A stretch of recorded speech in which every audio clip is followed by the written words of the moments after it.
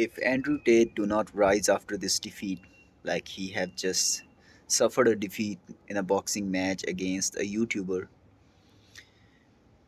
So now the first thing is that people think that people who are creating the content are not fighters, but this is not the fact. Fighting is something that is primal. Even if you are a YouTuber, you are a content creator, you are 25 years old, you are 30 years old, 35 years old, you can start fighting, learn to fight at any moment. And then you can go inside the cage, you can go inside the octagon or boxing ring, and you can definitely try to prove the point that you can fight. That's the first thing I want to say. I'll definitely talk about Andrew Tate, but one thing is sure, that Andrew Tate has huge aura. Like, he is all over the internet. He is somebody who is seen as idol of a man, because even in India, there are few of my friends who have bought his courses, who have bought his subscriptions, and I don't know whatever products he sell. Like, I never bought it, but I'm one thing is sure, I his reels definitely popped up when I scroll through Instagram. So the point is that if Andrew Tate do not come back, do not rise back after this loss, then he is going to lose all his aura, and no amount of philosophy can save him, because he have given so much philosophies on internet. He have given so much philosophies about fighting, warrior mentality, and he have said a lot of things I don't even remember. But if somebody want to troll him and prove him wrong, you can just fetch out some clip from his past where he might be talking about how one can come back after defeats and losses and stuff like that.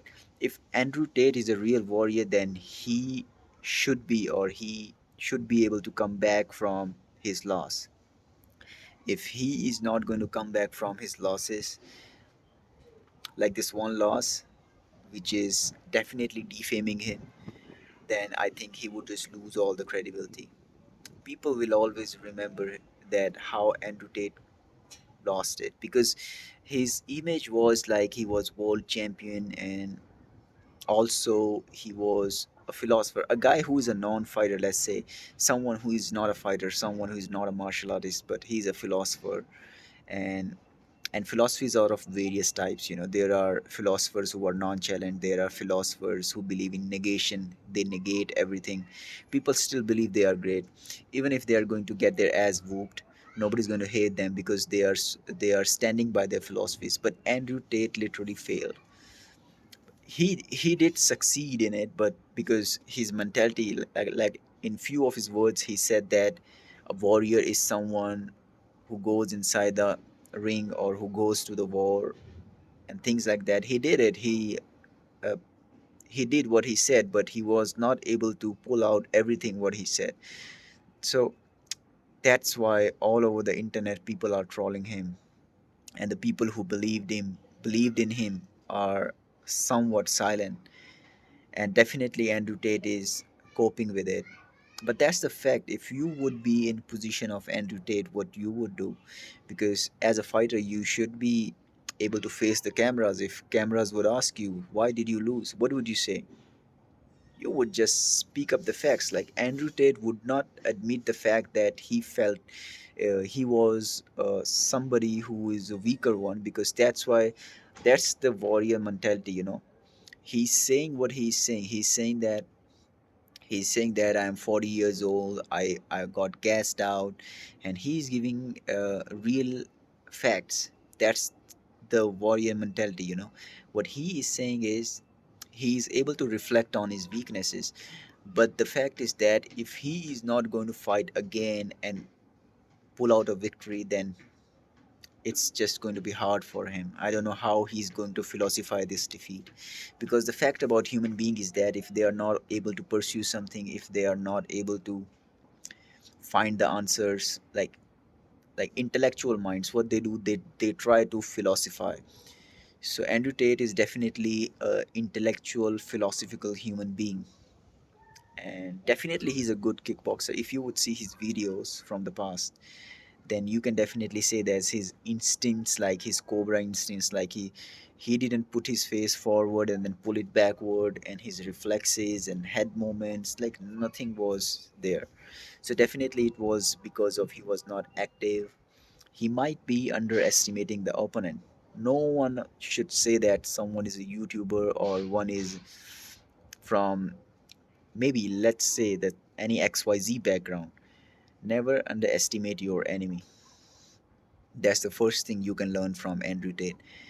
The and also the fact is that Andrew Tate is not that sort of, and it showed that Andrew Tate's intelligence and understanding about life is very limited. He's not extraordinary, because there was one of the video he was talking bad about Hindu religion and Hindu's God.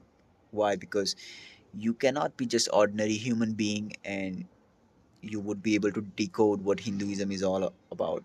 Like Hinduism, Buddhism, Taoism, these religions are so depthful. Like you need to turn inward to know all these things about. Like one of the video, Andrew Tate was mocking Lord Ganesha. He was saying something like elephant head and stuff, and he was also mocking the fact that how Hindus worship elephants and animals and things like that. But he don't understand that if you really want to be humble, if you really want to be somebody who want to feel oneness, because when you feel oneness, when you practice oneness, that's when you get powerful. Okay, so that's why I think the biggest reason Andrew Tate lost this fight is because he didn't train well, he underestimated his opponent. Because martial art is very very tough game. It's not, you cannot just be somebody who have trained for 10 years and then you haven't fought for next 5 years and then you come back and you are expecting that you would just defeat any YouTuber. Because it's about it's about fighting spirit. If you have like martial art, it's like a boiling water. So if you are boiling the water and you want to make sure that water is boiling and it have reached 100 degrees Celsius, and then if you would put down the intensity of your training, if you are like doing all the shits like whatever a fighter can do, and then that 100 degrees Celsius would go down and maybe become 70 degrees Celsius, or maybe less. So that's what it is. Like martial art is like boiling water. If you miss the training, you miss the reflexes, you miss that spirit, and definitely you will feel nervous. If you are sparring once a week constantly, if you are doing light touching pad work, then definitely before the fight you would feel nervous. But if you just move away from training and then you come back after a decade and then you expect that you can mock someone like that in trash talk, and then because things are going to be tough for you in that case.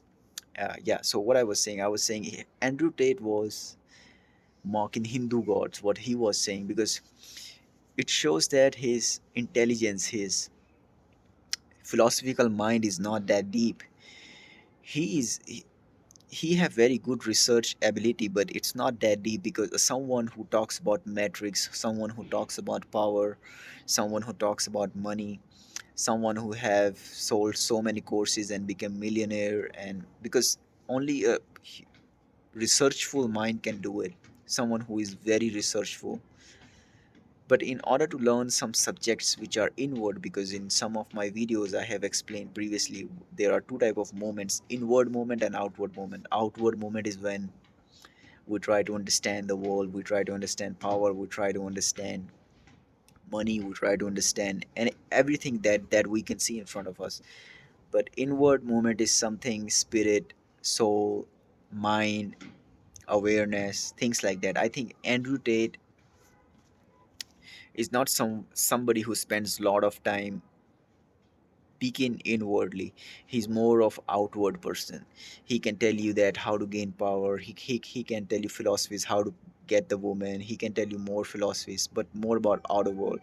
So that's why if someone who is more about outwardiness will always mock Hinduism, because Hinduism, what people say Hinduism, it's not Hinduism, it's just people or sages who were born on this earth, and and they gave such values,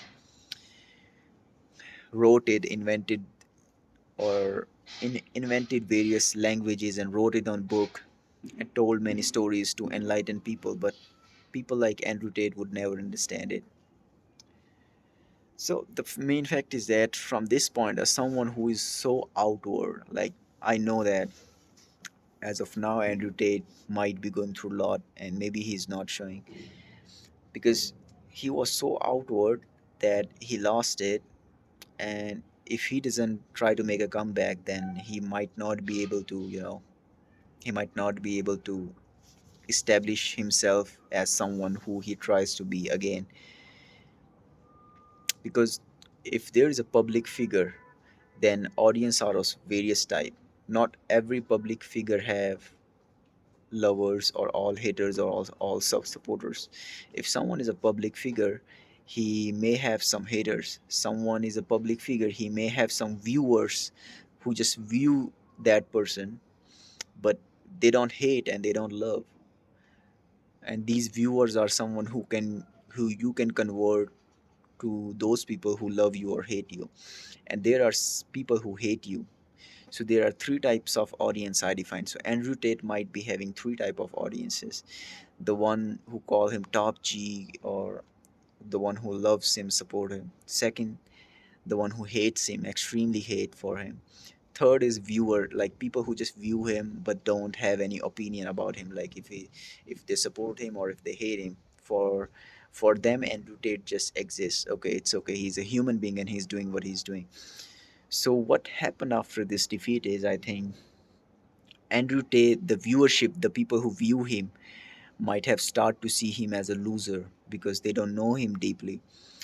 And on the other hand, the lovers or supporters of Andrew Tate might decrease, and they would slowly start to detach themselves. The more Andrew Tate would try to cope or make excuses, the more hard it's going to be for him. And third thing is haters. Now they are enjoying because Andrew Tate have lost, and they are enjoying his losses. They are mocking him. Like I read some comments. They are telling him bottom G and stuff like that. But it's just it is what it is. I can totally relate to Andrew Tate because intensity of events that have happened to Andrew Tate might not be that big in my life. We all go through such moments. Like, and what Andrew Tate is doing, whatsoever happening in Andrew Tate life, everyone goes through it. But with him, it's happening on intense or huge level. Audience is huge, so we all go through losses. But it all depends how we come back from it. So I truly believe Andrew Tate should fight him again, or maybe some other person who is better than uh, this Chase Demore, or maybe try to have another kickboxing fight, maybe not in boxing, and then he would be definitely be able to gain back the respect, because Andrew Tate is all about outwardness, gain power, money, women, stuff like that.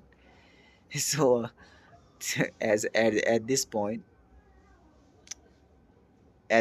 he must be making strategies how to come back, and we all know he might be making it. He might be figuring out how he can rematch against him, because the type of person he is, he will definitely be cooking up some shit.